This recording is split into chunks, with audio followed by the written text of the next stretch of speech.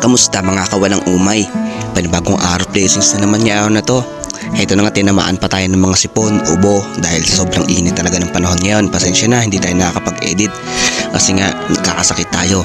At ito na nga, kinuha na natin yung ating i-deliver papuntang Cubao na nagkakahalaga ng 800 pesos. Ito po ay kontrata na sa ating kakilala. At ang i-deliver po natin ay isang MacBook, PC. Kaya mahal yung ganyan. Kaya talagang doble ingat tayo guys kapag ganyan yung ating mga i-deliver. So kakilala natin yon, kaya syempre kailangan mas safe yung i-deliver natin sa kanila dahil nag-a-assure sila, kaya sa atin pinadeliver yan dahil alam nila na mas magiging safe na mairarating natin dun sa pagpapaayusan. So ayun guys, pinicturean ko lang tapos yun, dumarga na ako dyan. Sige po. Opo, ang gaan lang po pala nito. Hindi po, okay lang po.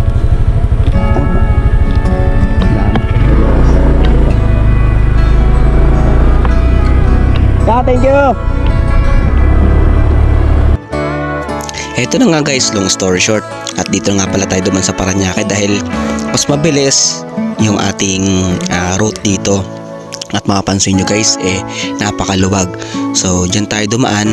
At ang labas nga pala natin dyan EDSA na sa Ayala, Makati na.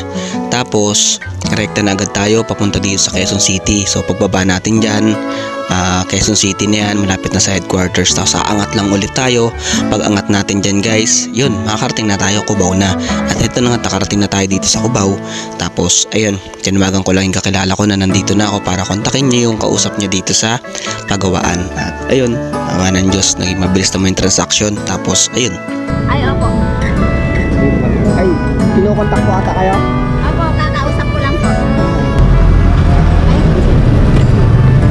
Pipicturean ko daw po ate, yung nag-receive kailangan eh. Sige po, dito sa may ig. Sige po.